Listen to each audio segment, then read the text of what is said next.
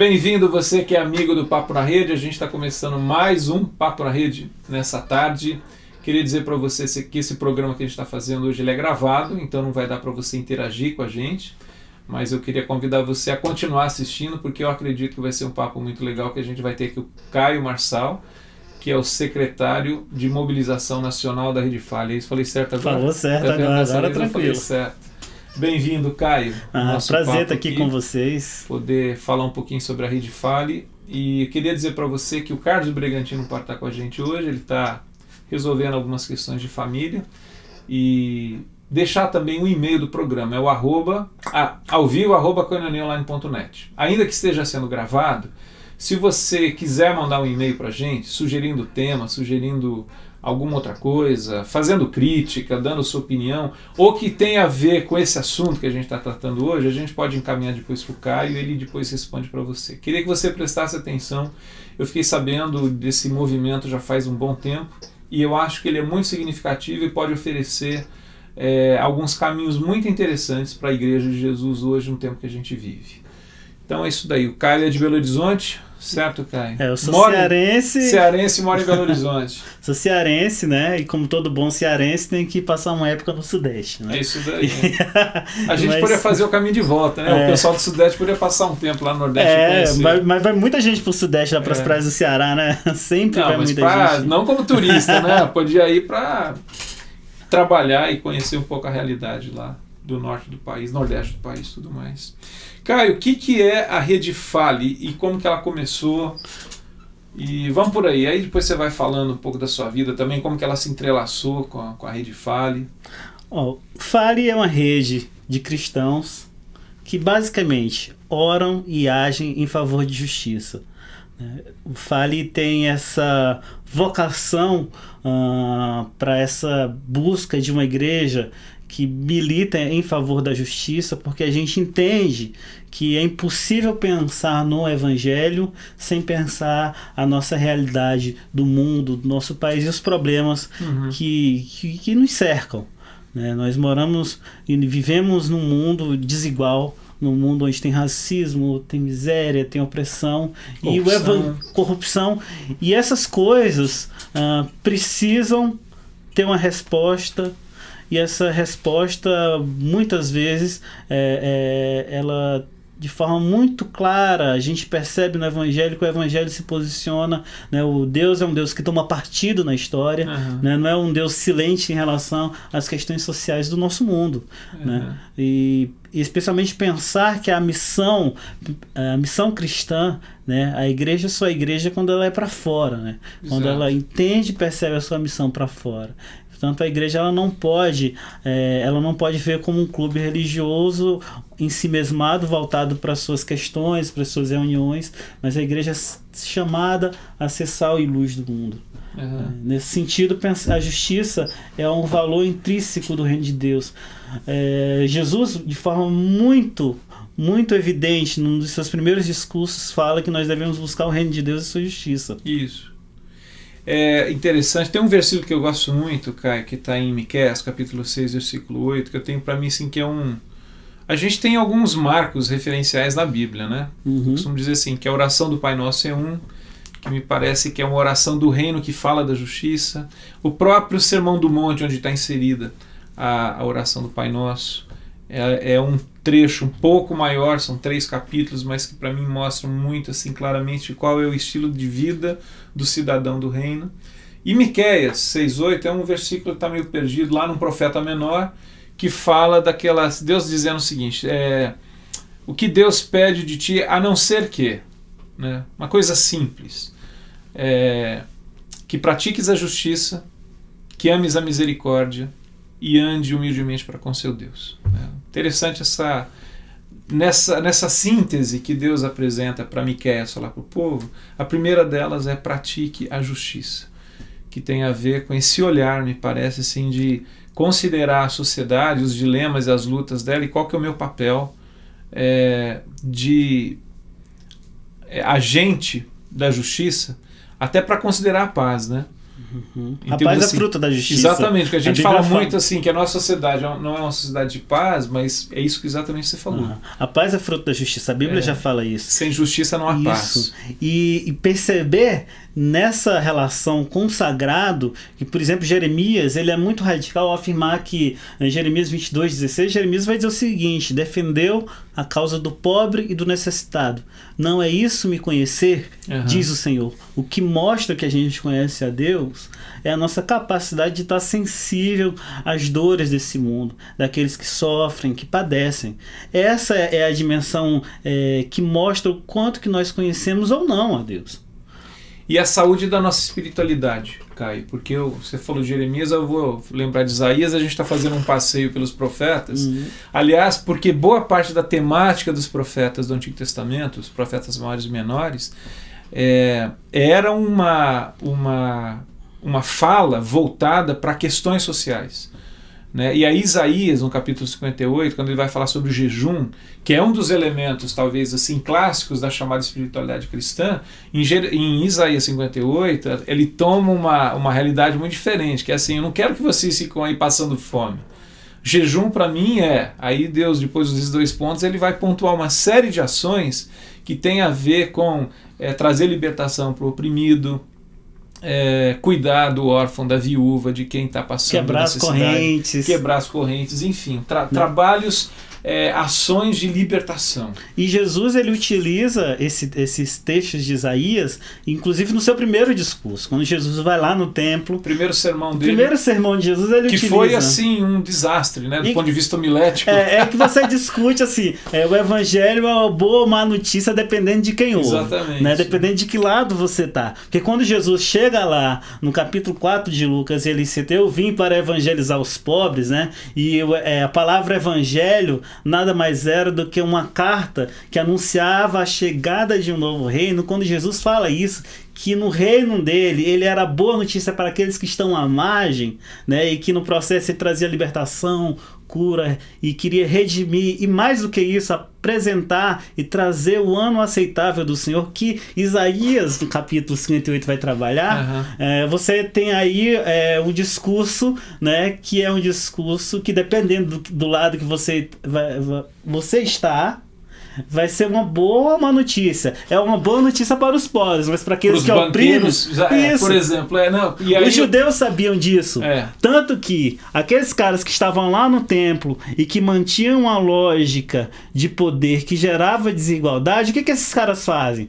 Ora, se Jesus está trazendo libertação, cura, salvação e trazendo o ano aceitável do Senhor, que é o ano do jubileu, o ano do perdão, que não interessava para aqueles que acumulam. Era de perdoar todas as dívidas. Então, né? Exatamente. Então o evangelho é boa notícia. Por isso que eu falo assim, o ano aceitável do Senhor, o ano aceitável do Senhor, com certeza não é, entre outros, para alguns, para os banqueiros, por exemplo, uma boa notícia, cara. Né? O mercado financeiro não gosta do ano aceitável do Senhor. Claro. Porque implicava perdão, que a gente sempre fala assim do perdão do pecado, mas ali era um perdão de dívida, inclusive, né? Daquilo que se devia e que passava uma régua, zerava tudo, até porque me parece que o que Jesus está dizendo é o seguinte, que assim como Deus está zerando a conta de vocês, do débito que a humanidade tem com ele, vocês precisam fazer isso uns com os outros. E, sobretudo, entender que esse reino é um reino que se opõe à lógica de um outro reino. Porque enquanto o reino do pecado que gera... Eu cresci na rica tradição pentecostal e eu ouvi a minha mãe dizendo, meu pai sempre dizendo que a divisão é a marca é coisa do capeta, né? É a marca do reino do mal. E aí, assim, enquanto a marca desse mundo, que é de um mundo dividido, que gera desigualdade, gera miséria, gera opressão, a marca do reino de Jesus é a inclusão. Isso. Então, é a boa notícia para aqueles que estão, de fato, excluídos, né? Que não que são coisificados por esse mundo, né? Por esse sistema. Porque, embora esse sistema diga que você pode adquirir bens, que vende um monte de promessas, na realidade, o que esse sistema conseguiu gerar, esse sistema pecaminoso que a gente vive, essa lógica pecaminosa que ainda persiste, até que um dia do alto Cristo venha, estabeleça plenamente o seu reino, a lógica de poder desse reino tem gerado morte. Uhum. O reino que nós servimos tem uma outra lógica, que muda a minha relação com Deus, muda a minha relação com o próximo, minha relação com a economia, com a política, e isso tem a ver também com justiça. Exato. E nisso tudo, percebeu o quanto que o evangelho ele é profundamente revolucionário e subversivo. Uhum. Né? Nós somos daqueles que acreditamos que em Cristo Jesus tudo é redimido. E tudo aquilo que gera morte, que gera destruição, em Cristo Jesus, nós somos chamados a sair desse estado de rebelião e viver como irmãos, filhos de um mesmo Pai, onde nessa mesa familiar de Deus há igual partilha de comida e de bebida. Uhum. Agora, a Rede Fale, ela usa uma palavra que tem a ver com tudo isso, né? Esse Fale sai lá de Provérbios 31. Uhum. Né? Quer dizer, porque alguém pode estar falando assim, isso é uma sigla, né? Fale é fundação de associação, fale é de falar em favor de quem não tem voz, né? Isso. Falar em favor de quem está oprimido, de quem não tem acesso ou condições de expressar a sua dor de uma maneira contundente. Aí o fale entra nesse sentido de falar por aqueles que não têm uma voz.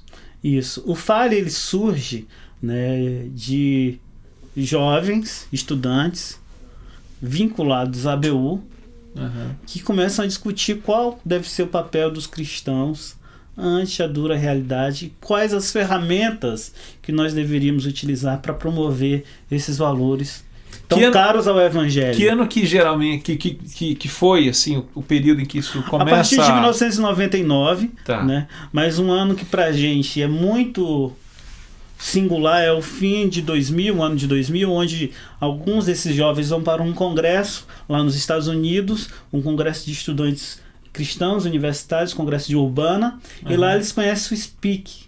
O SPEAK é um grupo de jovens que lá na Inglaterra resolvem se juntar, movidos por Deus, e fazem um binômio, né?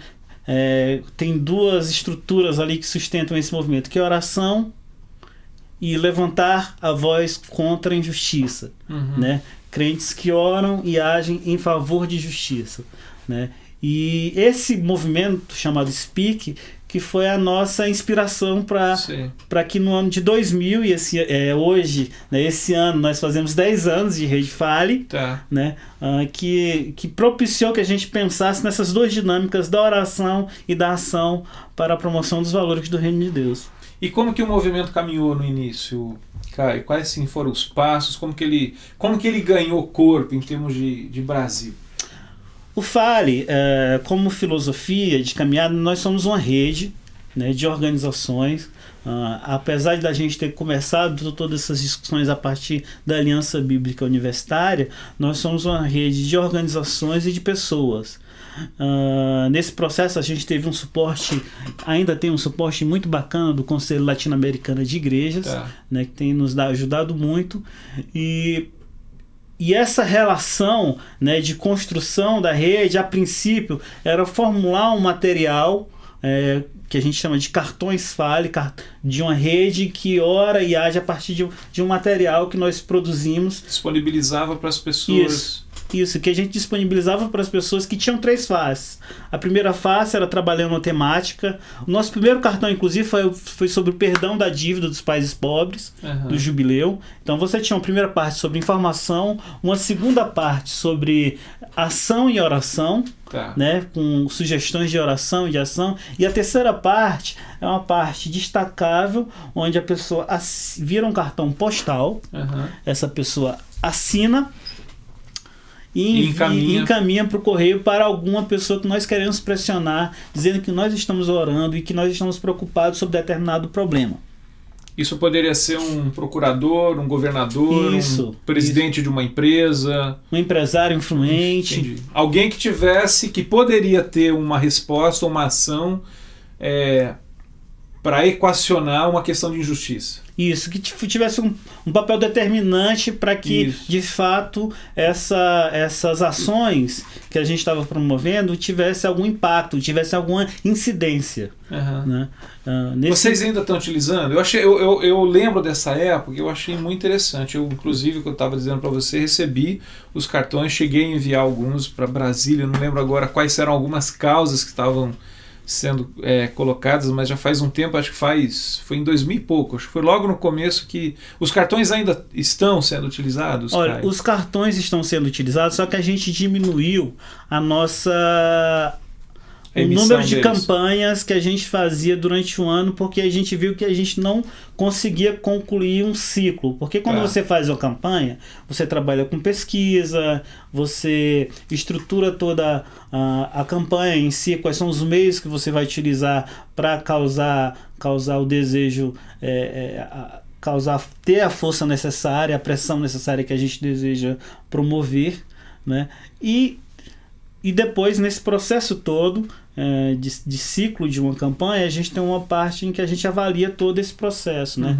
Ver onde foi que a gente teve maior efetividade nesse processo todo. Né? E a gente viu, antigamente a gente lançava 3, 4 campanhas por ano e a gente não conseguiu, porque literalmente foi um aprendizado, né? A gente realmente estava aprendendo a fazer a coisa toda, e hoje assim, a gente resolveu, né, diminuir, desacelerar um pouco esse processo para que a gente pudesse ser mais efetivo nas nossas ações. Para além disso, o Fale teve uma outra dinâmica que foi para além dos cartões. Porque antigamente as pessoas recebiam nas suas igrejas, em casa, esse material. E desde então, um movimento interno dentro dos contatos que a gente tem, aliás, esses contatos começaram a se articular localmente nas cidades. E aí iniciou um novo fenômeno, que é o fenômeno dos grupos Fale. Formar pequenas redes, ou mais locais. Isso, de grupos de cristãos que começam a ter uma incidência mais local nos problemas da cidade, né? Que começam a se envolver com as questões da cidade, com as questões relacionadas à moradia, ou a questão da educação, a questão de políticas públicas de juventude, mas efetivamente esse grupo de cristãos começam a se reunir, a se articular para juntos orarem, para juntos caminharem juntos, para juntos refletirem, mas também... E pensar em alternativas de como falar isso diante dessa circunstância de injustiça. Inclusive, o meu trabalho como secretário de mobilização dá esse amparo pastoral, né? Mas permitir que esses grupos tenham o máximo de liberdade para promover a ação que eles desejam mais necessária. A rede Fale é uma rede muito diversa. A gente tem pessoas de várias igrejas, várias organizações, gente da Assembleia de Deus, tradições. Você tem gente da Assembleia de Deus, gente da igreja anglicana, gente da igreja luterana, das igrejas underground. Você tem muita gente. Então a gente acha, e até a gente entende que isso é muito mais produtivo, né? Porque permite com que essa pluralidade que há na igreja seja enriquecedora. Entendi. Né? E quais são algumas ações que você tem para compartilhar, cá, em termos assim, olha, algumas coisas que a gente levantou a voz em favor do oprimido, do fraco, do fragilizado, e houve uma resposta positiva? Olha, eu tenho uma campanha que para mim é muito bacana, que é a campanha que a gente desenvolveu sobre saneamento ambiental. A gente começou essa campanha no fim de 2006. O Brasil é um país que tem sérios problemas de saneamento. Pra você ter ideia, 130 pessoas morrem todos os dias por falta de tratamento de água. 130 pessoas por dia. É como se fosse um avião da TAM caindo todo dia, mas é um avião cheio de pobre. Então, como pobre não contam. Como diria o Chico Anísio, Que se que exploda. faleceu semana passada. Aliás, o personagem, né, o Justo Veríssimo, que se exploda, essa é a ideia mesmo. Né? Que se exploda. E geralmente criança, né? E geralmente criança. E uma das campanhas que a gente... E essa campanha em específico, né? Essa campanha teve uma incidência muito bacana no Pará, no interior do Pará, onde irmãos lá de Marabá se articularam, era um grupo de estudantes cristãos evangélicos, e começaram a pensar sobre a questão do saneamento ambiental na cidade. Uhum. Lá eles fizeram um trabalho de pesquisa. Tem uma lição de casa para fazer. Isso. Né? Fizeram um desses rapazes fez um TCC sobre o assunto, que virou depois uma campanha nacional que chamava a atenção para os problemas de uma comunidade pobre chamada Grota Criminosa. Uhum. E o impacto que a gente teve naquela comunidade foi muito forte, especialmente porque a gente resolveu tocar em algumas questões e pressionar alguns grupos muito poderosos que estão no Pará, que é uma situação muito complicada, né? Muito complicada mesmo. E hoje, assim, esse grupo tem uma voz ativa na própria formulação de políticas ambientais, das questões de cidadania, das questões da cidade, né? Esse cartão foi um cartão que foi endereçado à Vale do Rio, na antiga Vale do Rio Doce. Tá. A Vale passou 2 anos sem querer conversar com a gente. Quando a gente decidiu fazer o nosso encontro nacional no Rio de Janeiro, a gente escreveu para ele dizendo que a gente ia fazer uma manifestação na porta da Vale. Uhum. A Vale, no outro dia, resolveu abrir espaço para o diálogo, né? Chamar para o diálogo. Eu poderia contar um monte de outras ações, né? De pessoas que entram em contato com a gente, né? De gente que, assim, poxa, que tá lá no norte do Brasil, nas regiões mais inóspitas, que recebem o nosso material, de gente que tá orando. Uma vez um grupo de senhoras da Assembleia de Deus lá no interior do Piauí, em Cristino Castro, mandou uma carta pra gente que o círculo de oração do grupo de senhoras da Assembleia de Deus estava lá orando junto com a gente, né? E o que pra mim é mais importante nisso tudo é o quanto que a gente ajuda a igreja a pensar para fora. Sim. Né? Mais do que as campanhas em si, que tipo de mentalidade um movimento como a Rede Fale ajuda a igreja a desenvolver, né? A desenvolver a sua percepção de missão e de uma igreja voltada para a cidade, né? De uma igreja voltada para a cidade, não uma igreja que faz diferença na sua realidade local. Uhum. Né? E aí que a gente poderia dizer assim, de fato um movimento profético. Nesse sentido, né? De que, quer dizer, você faz voz em nome do reino de Deus pela justiça a favor do pobre, né? Que vive na cidade, que não tem recurso. E por que a gente está falando a favor do pobre? É porque o camarada que tem recurso, ele vai ter voz, ele vai ter recurso, ele vai ter advogado, né? Ele procura meios. Agora tem gente, uma parcela muito significativa da população que não tem. E o cara está sendo oprimido, e às vezes ele até acha assim que, olha, pelo menos ainda a gente tem isso daqui, né? A gente ainda tem um barraco, né? Não tem água encanada, não tem esgoto, né? Não, mas afinal de contas a gente está aqui no meio da cidade, estamos aqui a 10 metros da avenida, né? E de fato às vezes é 10 metros da avenida mesmo, o caminhão passando na porta de casa. Falta às vezes a própria conscientização do camarada que sofre, mas eu acho que você falou uma coisa interessante, cara, que assim, é a conscientização da própria comunidade cristã, de que nós temos uma presença. A nossa presença na sociedade tem que ter uma repercussão desse tipo. Foi interessante que no sábado passado eu tive a oportunidade, para mim foi um privilégio muito grande poder estar junto com o grupo que se reuniu aqui em São Paulo, do Fale, né? E a gente estava compartilhando um pouco lá sobre capítulo 1 e 2 de Êxodo. E passei a ler durante a semana passada, por conta do sábado, esses 2 capítulos, tentando fazer um exercício assim como se eu não tivesse lido ainda esses capítulos, né? Sabe quando você tenta chegar com menos pré-condicionamentos acerca do texto, né? E é impressionante porque você começa a perceber ali o seguinte: existem questões sociopolíticas sendo tratadas constantemente no texto, e que é onde que Deus vai intervir. Então você tem um povo que é escravizado, você tem um povo que não tem férias, você tem um Estado que impõe esse tipo de coisa e que quer manter, que luta pela manutenção dessa situação de opressão. Há uma questão de poder, de riqueza. Então, quando a gente fala de questões sociopolíticas, é a cidade, a organização desse movimento de pessoas, de forças, de riqueza. E aí essa reflexão que você está fazendo me remete a aquilo que é mais claro nesses textos bíblicos, de um Deus sensível a essas questões. E é um Deus que embora a gente perceba hoje um monte de grupos religiosos validando o status quo, né? De que você tem que ter prosperidade, de que ser abençoado é ter dinheiro, o Deus da Bíblia é o Deus que ouve a oração daqueles que estão escravizados lá no Egito. Abençoado não é ter dinheiro, o abençoado Deus, é repartir, né? Enquanto o faraó é aquele cara que é um Deus, né? E aquele semideus ou Deus valida uma estrutura piramidal, o Deus da Bíblia subverte essa lógica. É o Deus que ouve os escravos.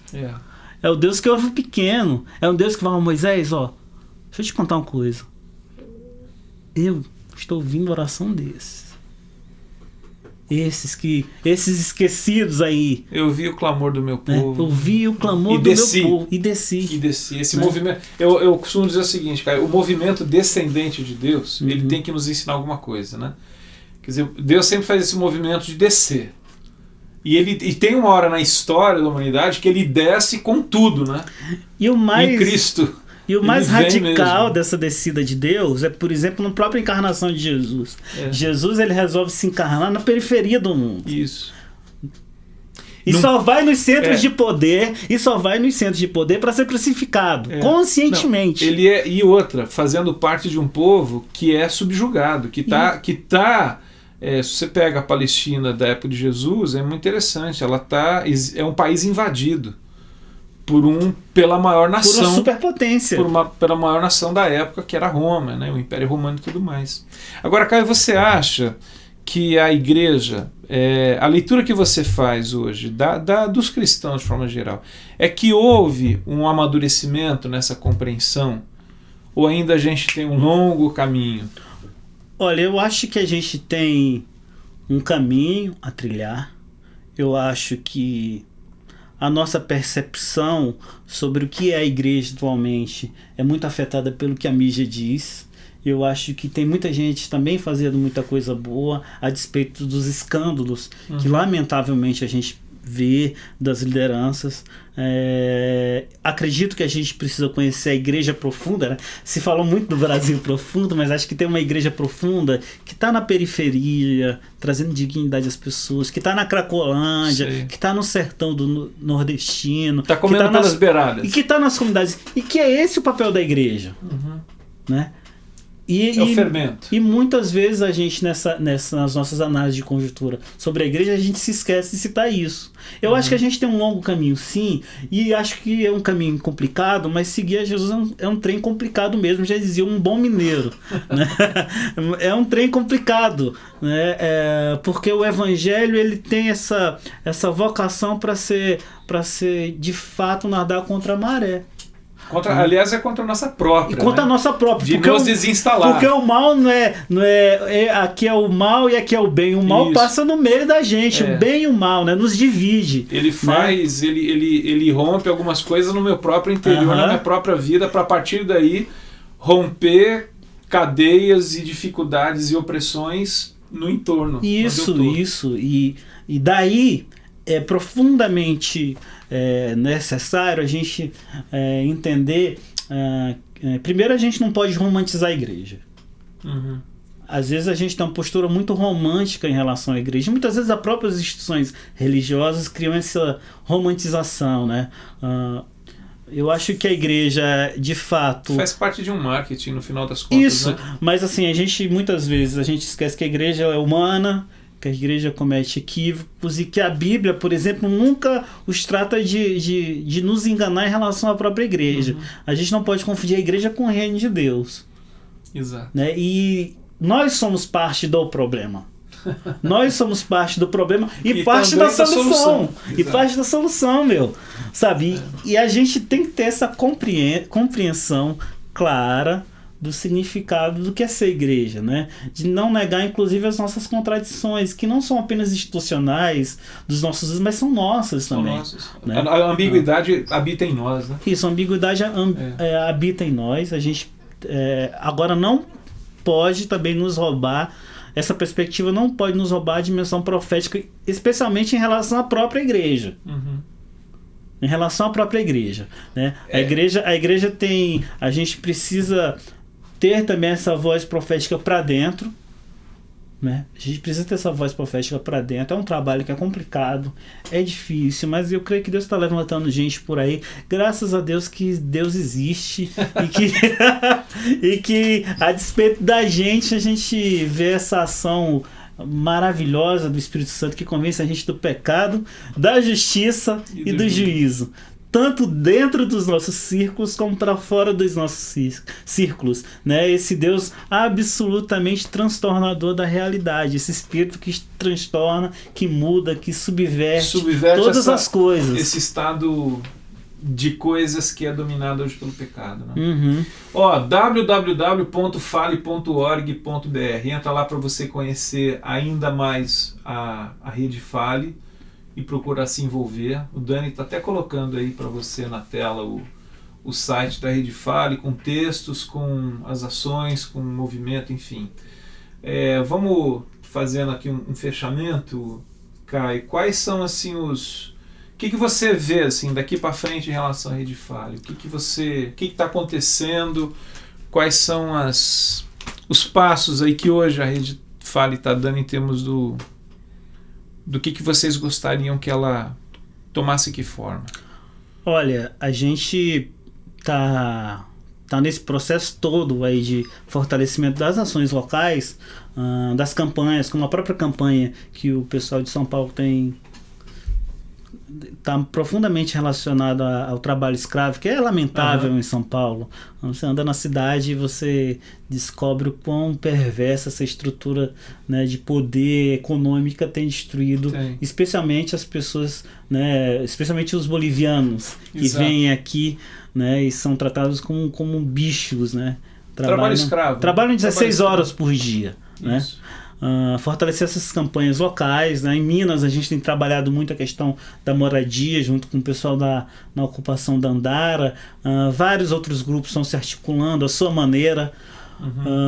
Mas hoje a gente está participando de um coletivo de organizações cristãs que deseja promover ações no Rio Mais 20.